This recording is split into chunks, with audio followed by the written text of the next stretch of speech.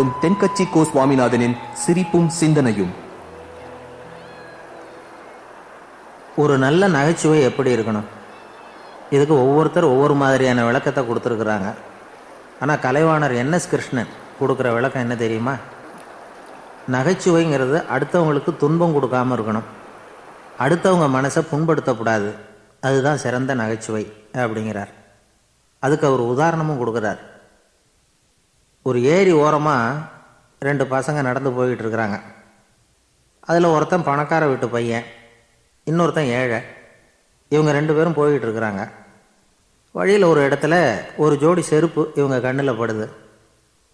ஒரு விவசாயி அந்த செருப்பை அங்கே விட்டுட்டு பக்கத்தில் இருந்த ஏரியில் கை காலை கழுவிட்டு இருக்கிறார். உடனே அந்த பணக்கார பையனுக்கு ஒரு ஐடியா. அவன் சொன்னானா, டேய், இப்போ ஒரு வேடிக்கை செய்யலாம். அந்த செருப்பு ரெண்டையும் தூக்கி எட்டத்தில் வீசி எரிஞ்சிருவோம். அந்த ஆள் வந்து பார்த்துட்டு செருப்பை தேடி அல்லாடுவான், அங்கேயும் இங்கேயும் ஓடுவான், திருன்னு முழிப்பான். அதை பார்த்து நாம் ரசிக்கலாம், நல்ல தமாஷா இருக்கும் அப்படின்ட்டுருக்கான். இப்படி சொல்லிவிட்டு அந்த செருப்புகளை தூக்கிறதுக்கு போனானா. கொஞ்சம் பொறு அப்படின்னானா அந்த ஏழை பையன். ஏன்னு கேட்டிருக்கான் அவன். இப்போ அந்த ஏழை பையன் சொன்னானா, நீ சொல்கிறது ஒன்றும் வேடிக்கை கிடையாது. உன்னோட செருப்பு தொலைஞ்சா உன் அப்பா உடனே உனக்கு வேறு செருப்பு வாங்கி கொடுத்துருவார். ஆனால் அந்த ஆளுக்கு இந்த செருப்பு தொலைஞ்சதுன்னா வேறு புதுசாக வாங்கிறதுக்கு வாயையும் வயத்தையும் கட்டி பணத்தை சேர்க்க வேண்டியிருக்கும். அதனால் நான் ஒரு வேடிக்கை சொல்கிறேன், அது மாதிரி செய், அது இன்னமும் தமாஷா இருக்கும் அப்படின்னானா. எப்படி அது சொல்லுன்றிருக்கான் அவன்.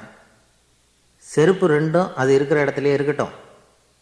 உன் சட்டப்பையிலிருந்து ஒரே ஒரு ரூபா நாணயத்தை எடு, அதை அந்த செருப்பு மேலே அதோட குதிகால் பகுதியில் வச்சுட்டு நாம் ரெண்டு பேரும் அந்த மரத்துக்கு பின்னாடி ஓடி போய் மறைஞ்சு நின்றுக்குவோம். அப்புறம் பாரு வேடிக்கையே அப்படின்னா.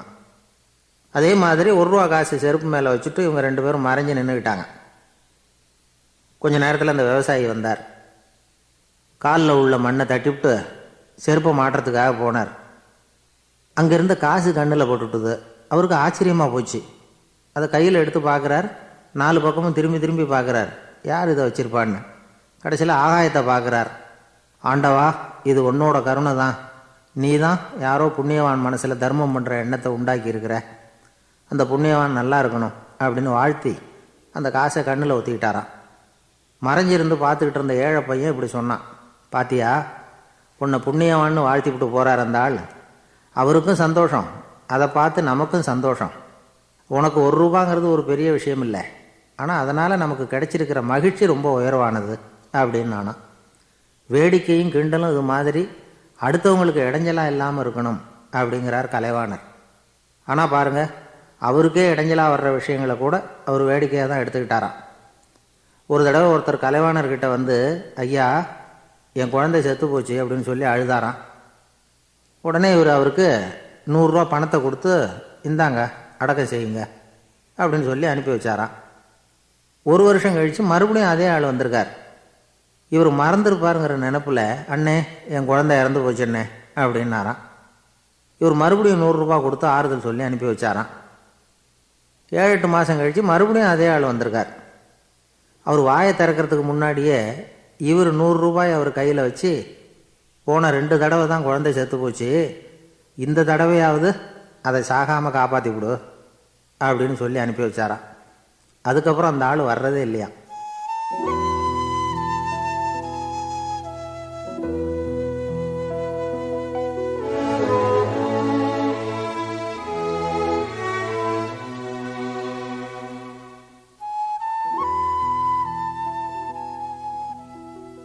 ஒரு ஊரில் ஒரு ஆள் இருந்தான். தையல் கடை வச்சுருந்தான். அவங்ககிட்ட ஒருத்தன் ஒரு சட்டை துணி எடுத்து கொடுத்து தைக்க சொல்லியிருந்தான். வர்ற சனிக்கிழமை வா, வந்து வாங்கிட்டு போ அப்படின்னு அவன் சொல்லியிருந்தான். அதே மாதிரி அவன் வந்தான். அவன் தச்சு வச்சுருந்த சட்டையை கொடுத்தான். இவன் வாங்கி அங்கேயே போட்டு பார்த்தான். கை நீளம் ஒன்றுக்கு ஒன்று வித்தியாசமாக இருந்தது. வலது கை இடது பக்கத்தை விட நீளம் குறைச்சலாக இருந்தது. இவன் முணுமுணுக்க ஆரம்பிச்சிட்டான், என்ன இது இப்படி தச்சு விட்டியே அப்படின்னு. இதுக்கு அவன் சொன்னான், ஐயய்ய, இதுக்காகவா சங்கடப்படுறீங்க? வலது கையை மட்டும் கொஞ்சம் உள்ளே இழுத்தாப்புல வச்சுக்கிட்டிங்கன்னா சரியாக போடும். மற்றபடி அந்த சட்டையில் உள்ள கலை அம்சத்தை கவனிங்க, எவ்வளோ அற்புதமாக தைச்சிருக்கேன் பாருங்கள். ஒரு சின்ன குறையை பொருட்படுத்தாதீங்க. நான் சொன்னது மாதிரி கையை கொஞ்சம் உள்ளே இழுத்து வச்சுக்கிட்டு நீங்கள் பாட்டுக்கு நடந்து போங்க, ஜோராக இருக்கும் அப்படின்னா. அவனும் யோசனை பண்ணி பார்த்தான்.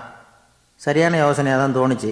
கொஞ்சம் முயற்சி பண்ணி வலது கையை உள்ளே இழுத்து சட்டை சரியாக இருக்கிறது மாதிரி பண்ணிட்டான். இப்போ மறுபடியும் ஒரு பிரச்சனை.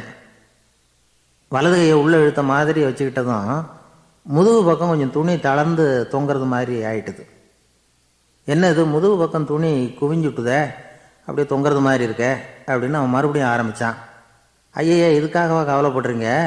உடம்பு அதுக்கு தகுந்த மாதிரி கொஞ்சம் வளைச்சிக்கிட்டா போச்சு. இதுக்காக அந்த அழகான தையலை பிரித்து அதில் உள்ள கலை அம்சத்தை கெடுக்கிறதுக்கு என் மனசு இடம் கொடுக்கல. எவ்வளவுக்கு தளர்த்தியாக இருக்கோ அவ்வளவுக்கு கொஞ்சம் உடம்பை வளைச்சி அப்படியே வச்சுங்க, சரியாக போடும் அப்படின்னா. இதுவும் நல்ல யோசனையாக போடுது அப்படின்னு நினச்சானா இவன். சரின்னு சொல்லிவிட்டு புறப்பட்டான். தெருவில் இறங்கினான். கையை கொஞ்சம் உள்ளே இழுத்தான். உடம்பை கொஞ்சம் வளைச்சி வச்சுக்கிட்டான். சட்டைக்கு தகுந்த மாதிரி பண்ணிட்டான். அப்படியே மெதுவாக நடந்து போனான். இப்போ எதிரில் இன்னொருத்தன் வந்தான். இவனை பார்த்தான். இவன் போட்டிருக்கிற சட்டையை பார்த்தான். ஆஹா, அற்புதமாக இருக்கு. நான் சும்மா சொல்லக்கூடாது, ரொம்ப நல்லா இருக்குது இது. நிச்சயமாக இது இந்த ஊர் மேலே தெருவில் ஒருத்தன் இருக்கிறானே, அவன் தைச்சதாக தான் இருக்கணும் அப்படின்னு நானான். இதை கேட்டதும் அவனுக்கு ஆச்சரியம் ரொம்ப. எப்படி அவ்வளவு கரெக்டாக கண்டுபிடிச்சிங்க அப்படின்னு கேட்டிருக்கான். இதுக்கு அந்த வழிப்போக்கன் சொன்னானா, அவன் ரொம்ப கெட்டிக்காரன்.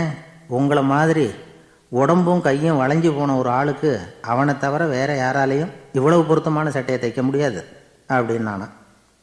பாருங்க, அவனுக்காக இவன் அனுசரிக்க போய் இவனோட நிலைமை எப்படி ஆயிடுது பாருங்க. இதே மாதிரி தான் சில சடங்குகளும் சம்பிரதாயங்களும் நம்மளை கோமாளி ஆக்கி விட்டுரும். எதுவாக இருந்தாலும் அதில் அறிவுபூர்வமான அணுகுமுறை அவசியம். ஒரு நர்ஸு அவசரமாக ஓடி வந்து டாக்டர்கிட்ட சொல்லிச்சான், டாக்டர், ஒரு தப்பு நடந்து போச்சு. 10ஆம் நம்பர் பெட்டில் இருக்கிற பேஷண்ட்டுக்கு காலில் ஆப்ரேஷன் பண்ணுறதுக்கு பதிலாக கையில் ஆப்ரேஷன் பண்ணிவிட்டீங்க. கையை ஆப்ரேஷன் பண்ண வேண்டிய ஆள் 7ஆம் நம்பர் பெட்டில் இருக்கார் அப்படின்னு தான். இதுக்கு அவர் பதட்டப்படாமல் சொன்னாராம், பரவாயில்ல, இவரை தூக்கி 7ஆம் நம்பர் பெட்டில் போட்டுரு அப்படின்னாராம்.